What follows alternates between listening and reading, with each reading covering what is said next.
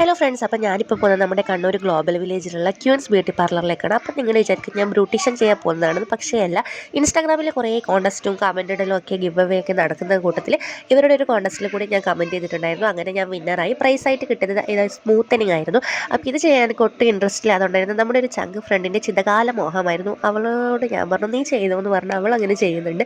വരുന്ന വഴിക്ക് സോഫ്റ്റിൽ ബിരിയാണിയുടെ മണം അടിച്ചപ്പോൾ പിന്നെ അത് വരാൻ തോന്നിയില്ല. അങ്ങനെ ഒരു ബിരിയാണി പാർസൽ മേടിച്ചു.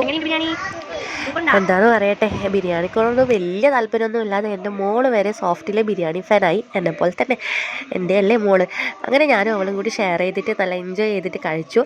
സത്യത്തിൽ എനിക്ക് ഒരു ബിരിയാണി ഒന്നും ഒറ്റ ഒരു ഫുള്ളൊന്നും മതിയാവാറില്ല. പക്ഷെ അവളുടെ തിന്ന് കണ്ടപ്പോൾ എൻ്റെ വയറും ഫുള്ളായി. അങ്ങനെ നമ്മൾ നല്ല ഹാപ്പിയായി തിന്നു.